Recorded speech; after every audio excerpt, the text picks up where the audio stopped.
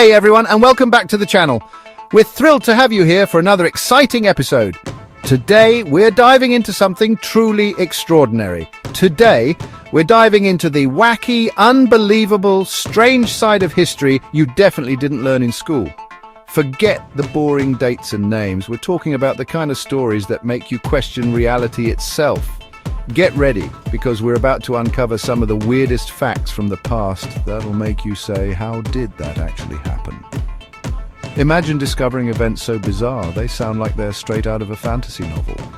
From epic battles against birds to exploding whales, history is filled with moments that are stranger than fiction. These aren't just tall tales, they're real events that have been documented and passed down through generations. And everything in between, get ready to be amazed. We'll explore the oddities that make history so fascinating and fun. You'll be left wondering why these stories aren't more widely known. These aren't your typical history stories. Nope. These are the stories historians usually try to hide. They're the quirky, offbeat tales that don't make it into the standard textbooks, but are just as important and intriguing. So, if you're ready to explore some of history's most peculiar moments, hit that like button and let's go. Buckle up, because this journey through the past is going to be a wild ride. Trust us, you won't want to miss a single second of it. All right, let's start with a bang. In 1932, Australia found itself in a rather unusual war. Not against another country, not against aliens, but against emus. Yes, you heard that right, emus. Imagine this, thousands of these big flightless birds running around Western Australia, messing up crops and causing trouble. These emus were not just a minor inconvenience, they were a major problem for the farmers. The farmers, desperate and frustrated, asked the government for help. They needed a solution to protect their livelihoods, and the government decided to send in the army. Yes, the military was called in to deal with these pesky birds. Armed with machine guns, the soldiers fought some, let's just say, not so successful battles against the birds. The emus proved to be surprisingly resilient. The emus were really good at dodging bullets. They were fast, agile, and seemed to have a knack for evading capture. The war went on for a few weeks, with the emus using clever tricks and strategies to outsmart the soldiers. It was almost as if they were playing a game.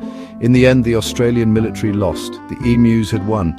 This bizarre episode in history is now known as the Great Emu War, a testament to the unexpected challenges nature can present. Let's jump to the year 1518 in the bustling city of Strasbourg, located in the heart of the Holy Roman Empire. The streets are busy, not with the usual market chatter or the sound of music, but with uncontrollable dancing. Yes, you heard that right. It all started with a woman named Frau Troffea.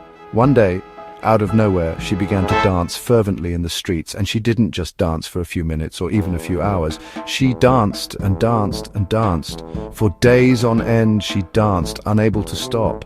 Her relentless movements soon attracted the attention of others, who inexplicably joined her.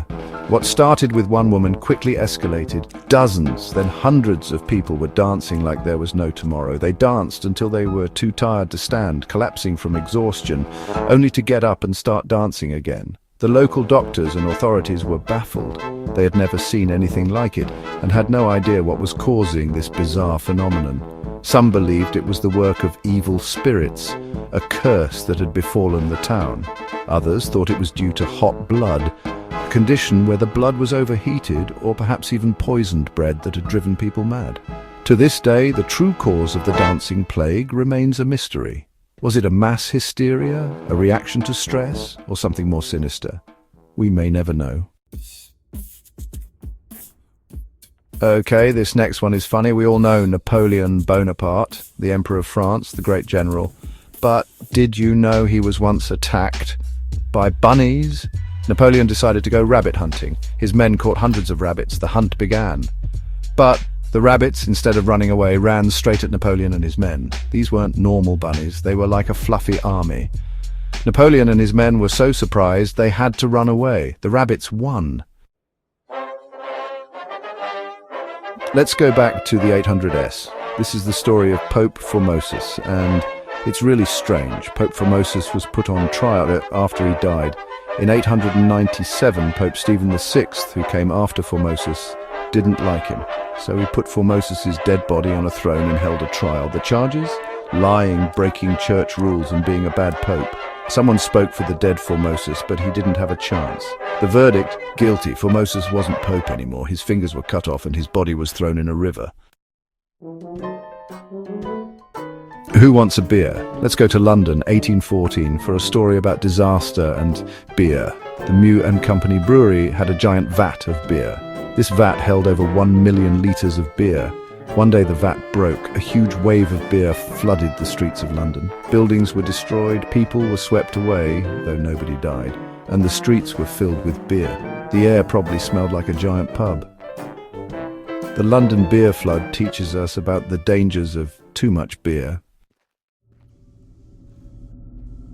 From a river of beer, we go to a river of something much worse. In 1858, London smelled really, really bad. It was called the Great Stink. Imagine the smell of sewage and garbage in the summer heat. That was London in 1858. The River Thames had become a giant sewer. The smell was so bad that the government had to stop meeting. They even tried to cover the smell with chemicals, but it didn't work. The Great Stink, while gross, did some good. It made the government fix the city's sewers. Get ready, this one is truly bizarre. In 1943, during World War II, the United States banned sliced bread. Sliced bread was considered unpatriotic. Why? It was wartime, things were scarce, and slicing bread at home was a sacrifice Americans needed to make. People were angry.